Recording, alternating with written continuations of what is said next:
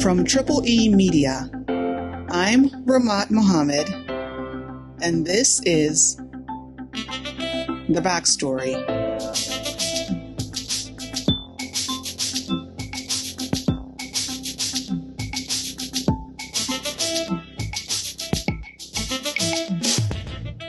Politicians and political parties, they need money to fund campaigns. They need money to run information campaigns through radios, television, and now social media in order to reach you, the potential voter, and hopefully get you to vote for them.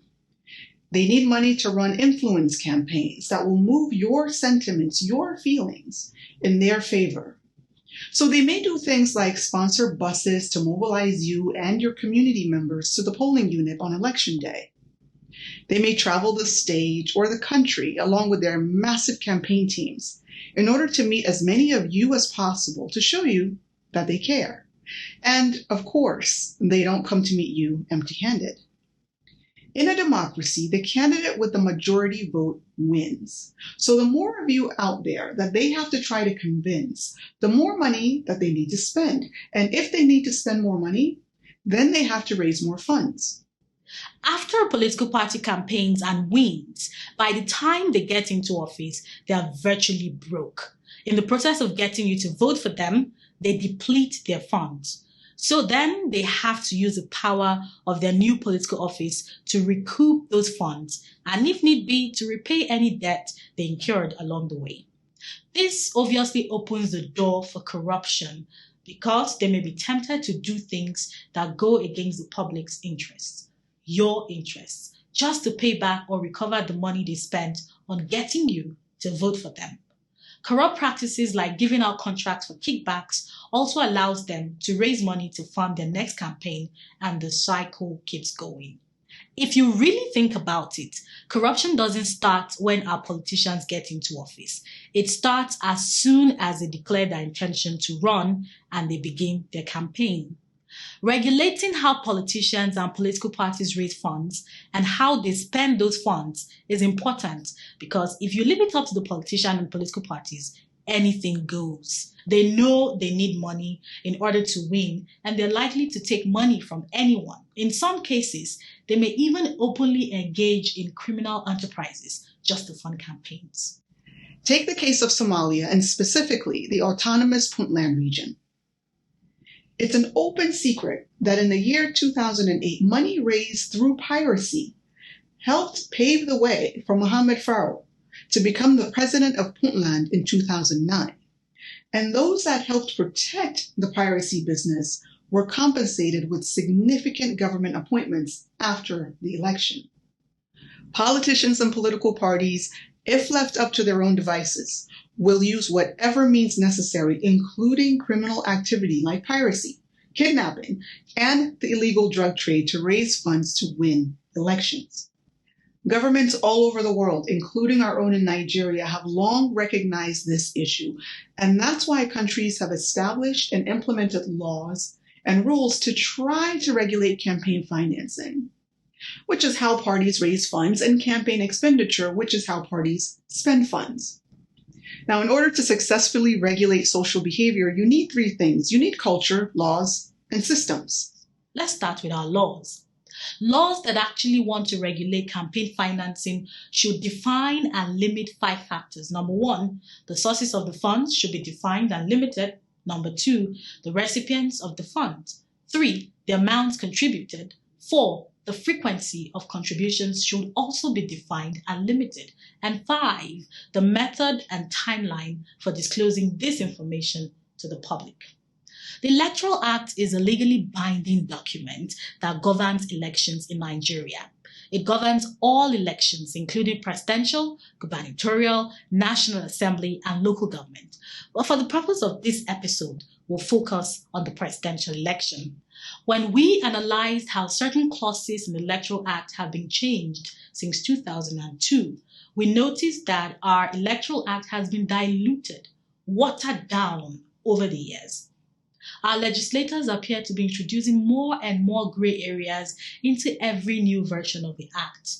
These grey areas seem to help cover up information about source of funds, recipients of funds, amounts contributed, frequency of contributions, and requirements to disclose information. For our analysis, we focused on the sections that have to do with campaign financing, and we noticed that between 2002 and 2022, that's over a span of 20 years, our legislators have managed to separate the candidate from the political party, such that certain parts of the act may apply only to the candidate, while other parts apply to the political party.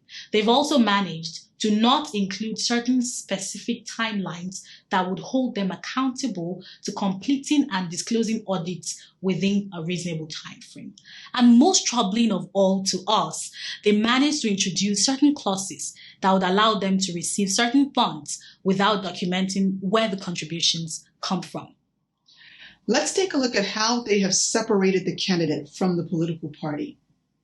If you take a look at the Electoral Act of 2002, that version specifically places election-related spending limits on the entire political party, not just the candidate. Section 84 of the 2002 Act states, election expenses incurred by a political party for the management of the conduct of an election shall not exceed, and then it goes on to indicate the spending limit. The recently passed Act of 2022 says the maximum election expenses to be incurred by a candidate at a presidential election shall not exceed 5 billion naira. That limit is on the candidate rather than the overall political party. This change from political party to candidate was actually made back in the 2006 Electoral Act, and it's been retained in the 2022 Act. We reached out to Kolawole Oluwadare of Socioeconomic Rights and Accountability Project, that's SERAP, to help understand the implications of this particular change. In the context of the Electoral Act, political parties would take priority over individuals for the administration of INEC, which is why you see again the powers of INEC is to register political parties, to regulate them, and to do other functions that affect the political parties, which is why Section 84 of the Electoral Act 2022, for instance, is very clear that it is political parties that present candidates for elections. This distinction, at best, to me, may be academic, particularly in practical terms. We know that presently we do not have such a strong legal framework for individual independent candidates. So it means that every candidate that wants to get into public office has to come on a platform of a political party. And that naturally means that though it is individuals that ultimately occupy public offices, they are on the platform of political parties. People are supposed to vote for political parties. So I would think that distinction, while in the wordings of the word may make such a difference, I doubt it in practical terms, at least within the context of election petitions and whatever would transpire in court as electoral issues. I think it may just be academic. If there is no legal difference between political party and candidate, then why make that change? And why did the legislators selectively use candidate in certain sections of the 2022 Act, but in other sections they use political party? There are other sections where they seem to have deliberately separated the candidate from the political party. Section 90, Subsection 3 of the 2022 Electoral Act says that a political party shall not accept any monetary or other contribution which is more than 50 million naira unless it can identify the source of the money or other contribution to the commission. But then, Section 88, Subsection 8 of the same Act says no individual or other entity shall donate to a candidate more than 50 million naira. These two sections both put a limit on contributions of 50 million naira. But again, we ask, why separate the candidate from the political party? Does this mean that if you have 100 million naira that is just sitting around doing nothing, you can take 50 million and give it to the candidate directly and then take the other 50 million and give it to the party? The question we're asking may appear academic, but if you look very closely at these two sections, they have implications that could significantly impact the integrity of campaign financing and eventually how politicians behave once they get into office. Section 90 Subsection 3 requires political parties to disclose to INEC the source of funds if they receive more than 50 million naira from that source. But Section 88, Subsection 3, does not require a candidate to disclose to INEC if they receive 50 million naira. If the argument is that the candidate and the political party are one and the same, then why have two separate clauses? In contrast, the 2002 Electoral Act was plain and simple. In the 2002 Act, contributions were made to a political party, not a candidate, and the responsibility for tracking and maintaining the records of every single contribution, even as small as 1 kobo, was on the political party. We'll call your attention to another section that seems to address the political party rather than the candidate. Section 85 of the 2022 Act prohibits a political party from holding or possessing any funds outside of Nigeria, and the political party cannot accept any funds or assets remitted to it from outside Nigeria. Notice that this section specifically states the political party, not the candidate. So can Atiku or Obi or Tinubu as candidates receive funds or assets for the purpose of their candidacy? In addition to separating the candidate from the political party, the electoral acts that came after 2002 seem to be adding certain language that allows the parties to get away with not keeping complete records of campaign contributions. The 2002 Electoral Act clearly states, every political party shall maintain a record of all contributors and the amounts contributed. There are no exceptions. This means that even if it's just 1 kobo contribution that they get, they must record information about the amount and the contributor. By the time we got the 2022 Electoral Act, we have these sections. Section 90, Subsection 2 of the 2022 Act requires a political party to record A, all monetary and other forms of contributions received by the party, and B, the name and address of any person or entity that contributes any money or assets which exceeds 1 million naira. So let's say you have 1 million naira sitting around collecting dust and you want to contribute it to a political party. They must document that they received 1 million naira. That's what subsection A says. But because the amount does not exceed 1 million, subsection B says they don't have to document your name or your address. But if you give them 1,000,001 naira, that amount exceeds 1 million. So now they must document your name and address. This particular section in the Act was actually added back in the 2010 Electoral Act. Now in 2005, INEC published a political party finance handbook. In Chapter 3 of that handbook, INEC identified certain barriers to auditing political party accounts. One of the barriers that they state is the absence of proper bookkeeping and records of financial transaction. It was in 2005 that INEC raised this complaint, and by 2010, instead of passing an electoral act to correct the issue of proper bookkeeping, the act actually codified the practice of leaving out the details of anyone who contributes 1 million or less to a political party. So if INEC audits the books, they will see 1 million was received, but they won't know where it came from, which means that we, the people, will not know where it came from. Again, we asked our legal expert to help us understand the implications of the way that this section is worded. Again, I do not know the reason for this legislative changes in the Act, but I would want to believe that the legislature had something in mind before this was done. The limit of 1 million, if I was to, my insight is my opinion on this now, is that specifying 1 million as a limit in Section 90 of the Electoral Act 2022, while it appears to be definitive as against previous ones, really do not, I doubt if that would help as an accountability mechanism, because people can actually give less than 1 million and they can see the proceeds of crime or money laundering and all that. So it ideally, if you ask me, my opinion would be the a requirement to have records of those who donate money. It should be every donation, whether it's less than 1 million or more. And that also speaks to the to other provisions in Section 90 also in the Electoral Act, which limits the contribution to more than 50 million naira. That appears to be it can be said to be a good thing, but again, why not less? Why 50 million? Possibly.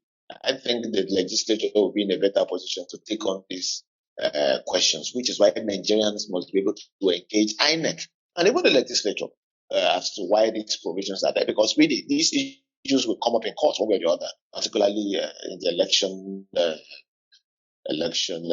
petition tribunals. Let's move on to the issue of timelines for disclosing information. Our 2022 Electoral Act establishes timelines for which information about campaign financing and campaign expenditures should be made available to both INEC and to the public. Section 90, subsection 4, it states that political parties shall submit to INEC a report of the contributions made by individuals and entities within 3 months after the results of an election have been announced. Section 86 empowers INEC to examine the records, and within 30 days of receiving the results of the examination, they must publish a report in 2 national newspapers and their website. But there's a problem with the timeline. The Act does not limit how long INEC's examination should take. So let's say a political party goes ahead and actually submits their records on campaign contributions within 3 months to INEC per the law. In such a case, the party has done the needful, but INEC could take another 3 months, 6 months, 1 year, 2 years, however long it takes in order to examine the records. It's only after the results are ready that they have a deadline of 30 days to publish the report. As of May of this year, 2022, INEC is still examining political party financial records from 2017 and 2018. The functions and the duties of INEC as listed in paragraph F, that is the third schedule, part 1 of the Constitution, is very clear. It includes not only to register political parties, but to monitor, I'm using the exact words of the Constitution, to monitor the organization and operations of political parties, including their finances, conventions, party primaries, and all that. And it also includes the annual examination and auditing of the funds of the political parties. So whether it is removed from the Electoral Act or not, the provision of that Constitution still stands. So we can say that as of today, there is an imperative for INEC to audit the account of political parties, and that the political parties themselves must submit their finances and other required details to INEC. The absence of a time frame does not help our democratic process, and it cannot be in the interest of democracy. And it will be very important to be able to interrogate the legislature as to the reasons for this omission. I hope it is an omission made in error and it's not intentional, because if it's intentional, it undermines the essence of transparency and accountability from the political party levels. And that only makes the case of impunity that we witness in Nigeria very worse. By leaving certain timelines undefined, the Electoral Act is essentially compromising the 5th factor that could help us regulate campaign financing, which is the timeline for disclosing the information to the public. If a political party knows that the public will have access to information about how they raise their funds and how they spend their funds during their tenure in power, they're more likely to be careful about how they raise and spend funds.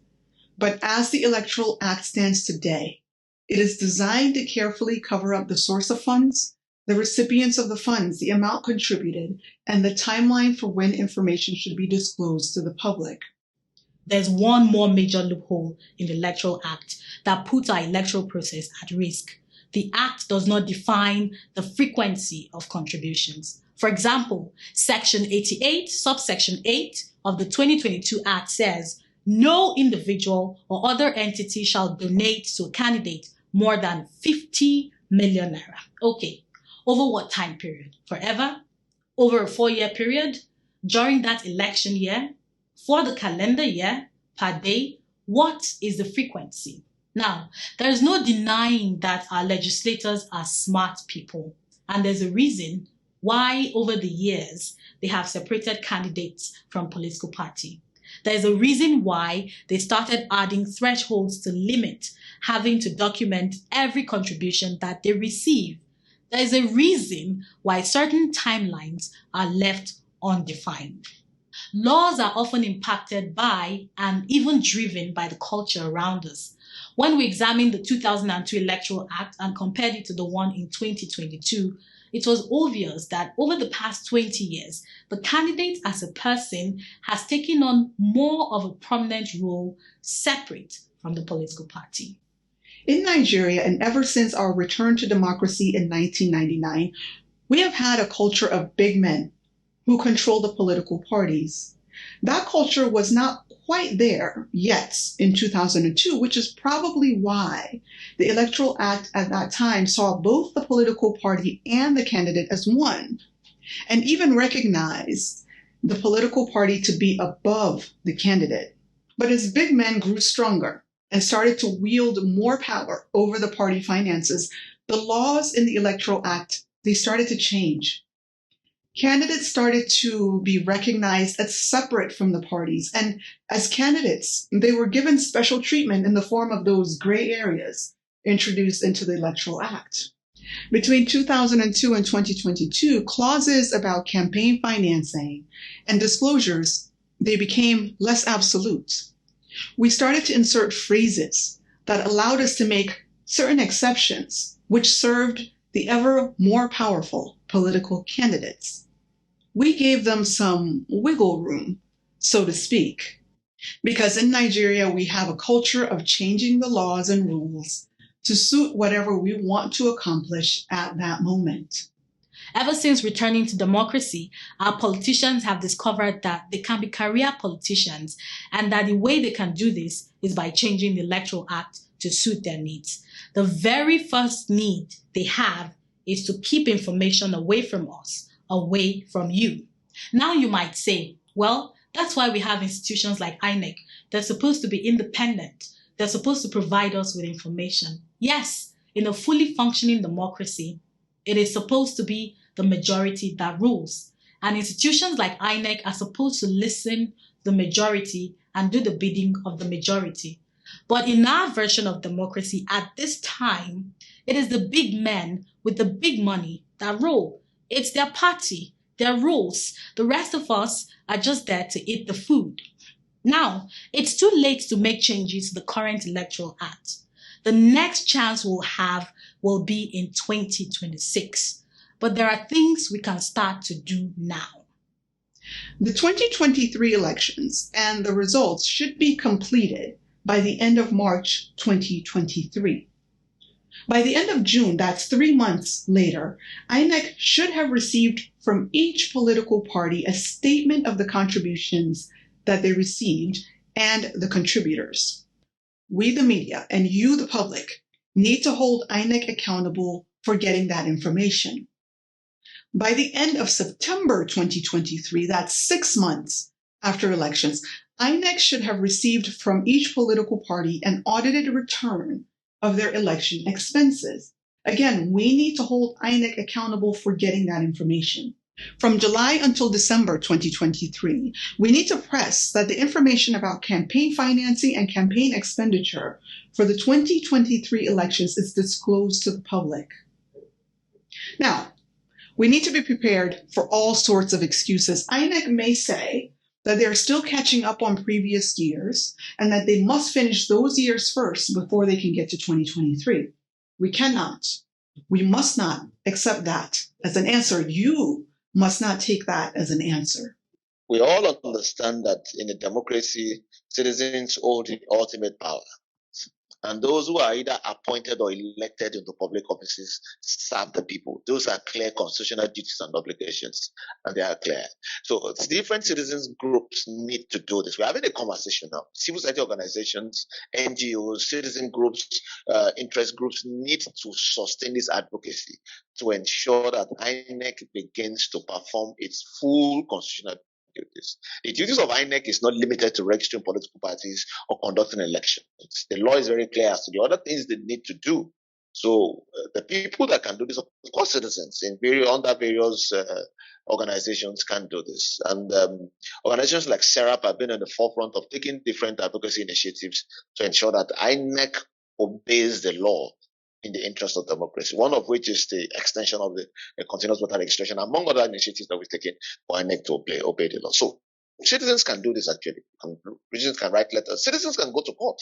This falls within the purview of what is called public interest litigation, because the law says INEC should do it. And if they refuse to do it, you can go to court to compel INEC, that is a public institution, to do what the law says they should do. So citizens can actually take that step. But what the situation in Nigeria appears to be that while there is little civic participation by way of accountability, there is a lot of civic participation by way of politics. So you can see leading up to 2023, people have displayed uncommon interest in candidates, registration, and even in the campaign rallies. If only we sustain and carry forward these within the 4-year period of the election cycle, it would be very important. That is why part of these advocacy initiatives that we're talking about is that citizens must be able to step up advocacy on social media and different platforms. The same energy we've seen put into the political participation right now should be put into governance post-2023 elections. That would mean that when whatever lessons we learn from 2020 elections and the amendment needs to be done to the 2022 Electoral Act, it means conversations like this need to be had, and then Nigerians need to be able to take up each of the members in the National Assembly who represents their constituency as to why they should vote on what provisions of the Electoral Act. INEC has the power and the resources to establish a team that can focus on 2023, while another team continues to deal with prior years. We did reach out to INEC for the story, but as of the time of this recording, they have not responded to our request. It is critical that campaign financing and campaign expenditure information is made available to the public every year, and that information is no more than 12 months old. What's the point of telling us in the year 2024 how a political party raised funds and how they spent it back in 2018? It's important that information about political party finances is released within the tenure that the political party is in power. The only way this will happen is if we, the people, demand accountability from the political parties and from INEC. But the truth is, accountability doesn't come for free. If we want accountability, we have to pay for it. We have to start funding the political parties ourselves and displace the big men who own them. Otherwise, this will continue to be their party, their rules, and we're just the guests who show up for food and drinks every 4 years.